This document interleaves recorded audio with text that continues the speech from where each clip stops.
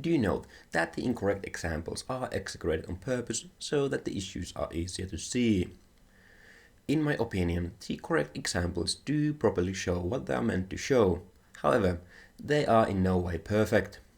As an exercise, see if you can spot issues with my form in the correct examples, and if you do, go and leave a comment down below.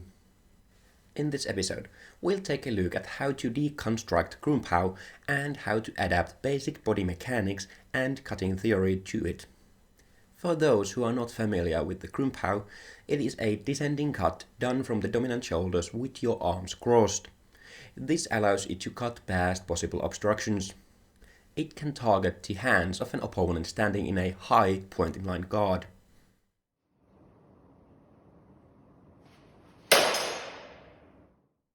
Or it can be used to target the hands of an opponent during an ascending or a descending cut. These are not the only uses of Krumpau, but they demonstrate the cut well enough for our purposes. I will not go through the theory of how to deconstruct such a special technique and then how to apply the basic cutting and body mechanics theory to it. For that, please refer to the theory section of the previous episode. As a very short reminder, you want to find the end position and then start from there and work your way back to the starting position of the technique. Now, to demonstrate this, let's take a look at Krumpau without a step.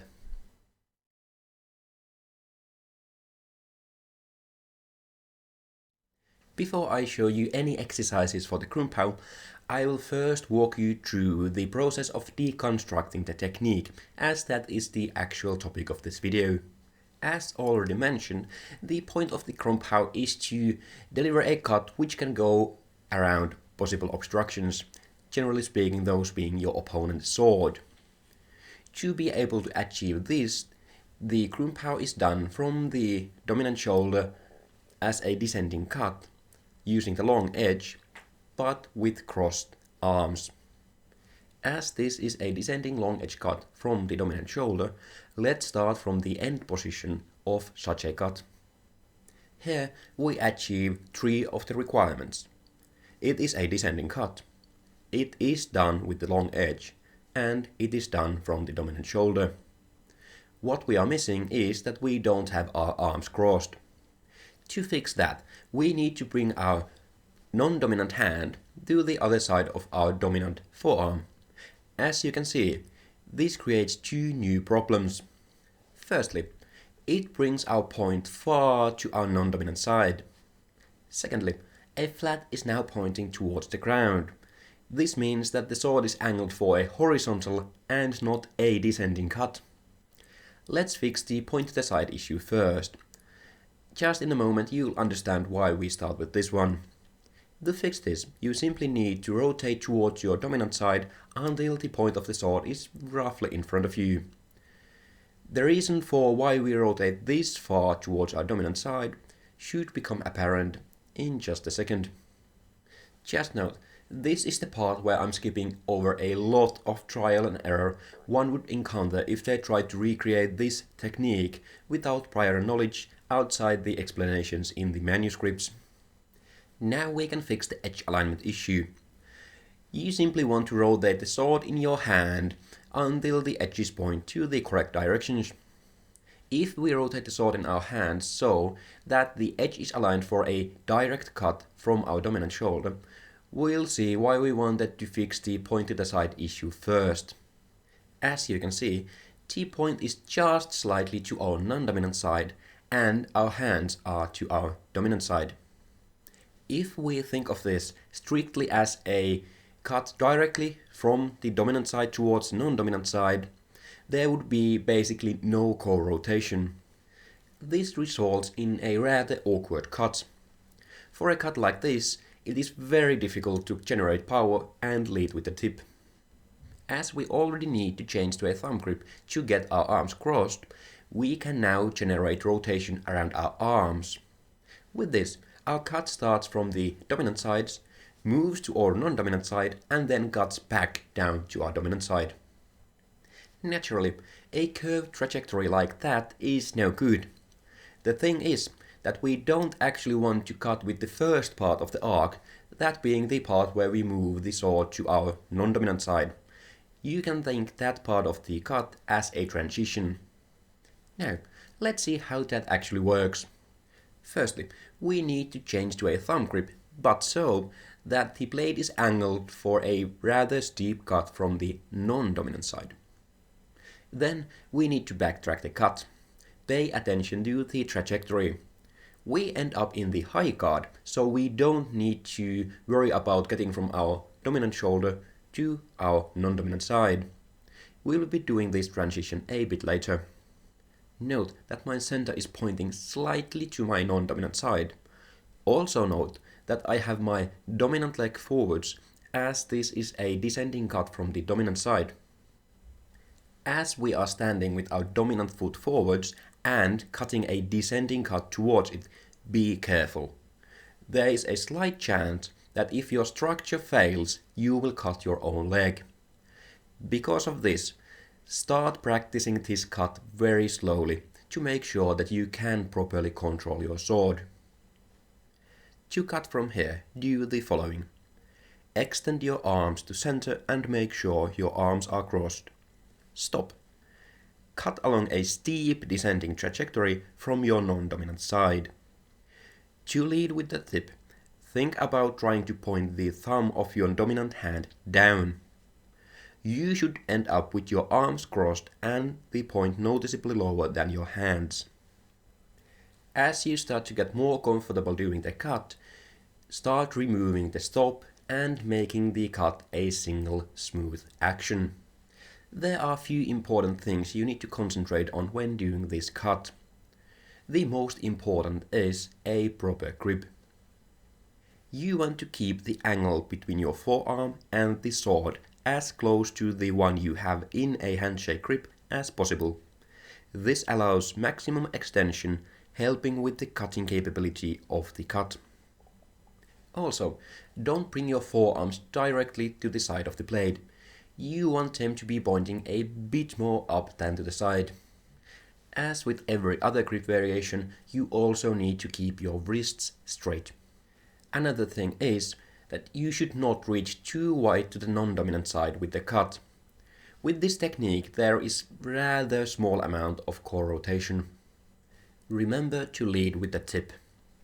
If you only try to chop down without any rotation around your arms, there will not be enough tip speed to cut.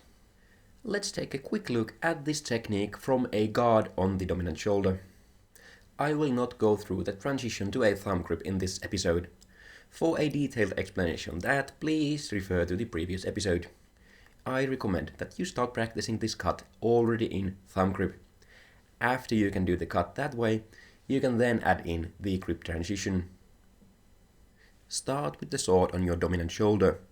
Hold the sword in a proper thumb grip. Have your dominant foot forwards. Extend your arms so that your hands are slightly to the non-dominant side of you. Your hand should be where your non-dominant shoulder is when looked at from the front. Have them at face level or higher and make sure they are centered.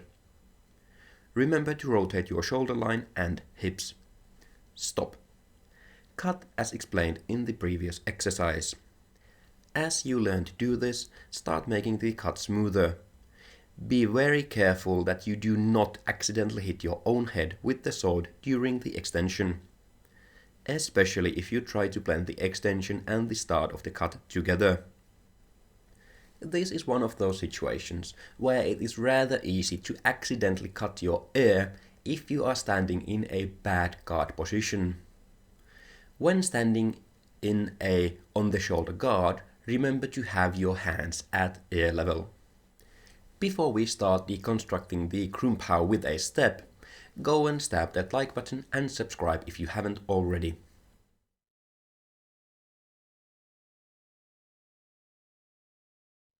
The reason I'm taking some time to talk about the Krum Pao with a passing step is because this is one of the situations where you need to be able to rotate your hips and shoulders to the opposite directions.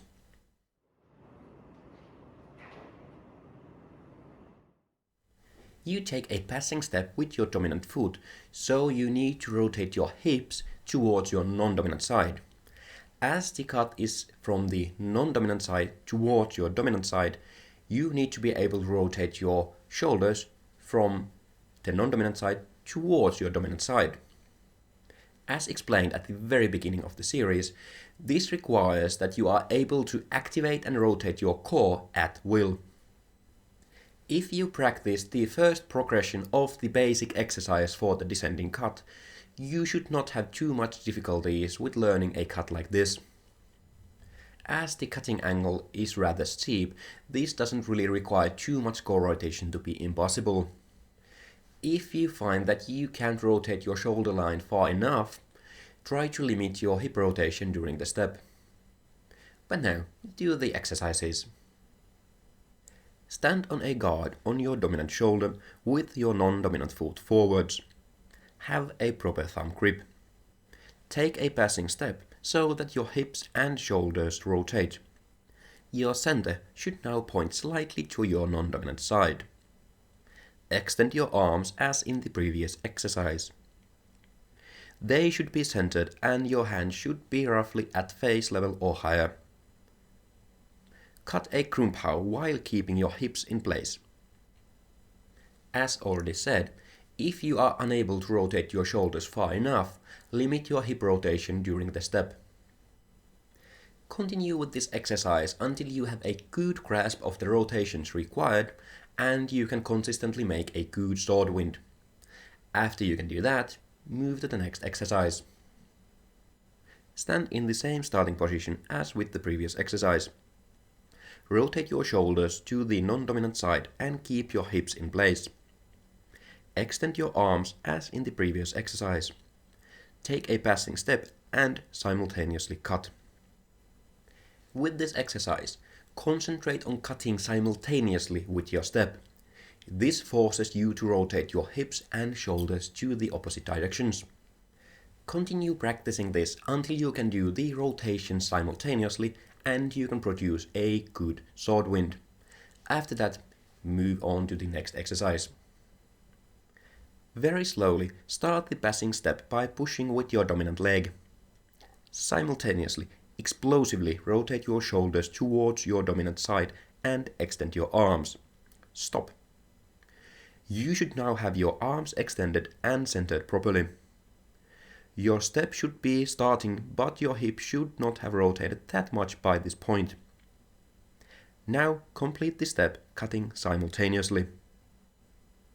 With this exercise, concentrate on being able to rotate your shoulders faster than your hips. You also need to time this so that you have your arms extended and ready to cut as soon as your shoulders have rotated. Only progress to the final exercise after you have the timing down and can consistently produce a good sword wind. For the final exercise, you want to blend the actions to a single smooth cut.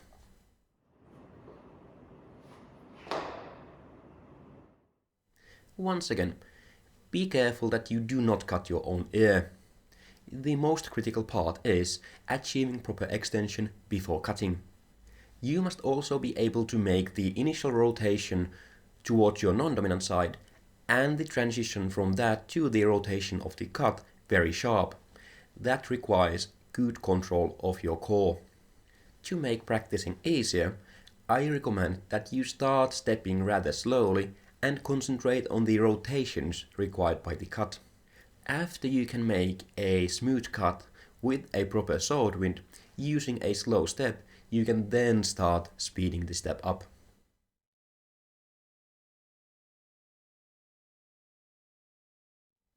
Before we get into the recap, go and stab that like button and subscribe if you haven't already. Start deconstructing complex techniques from the end position and then work your way back to the starting position.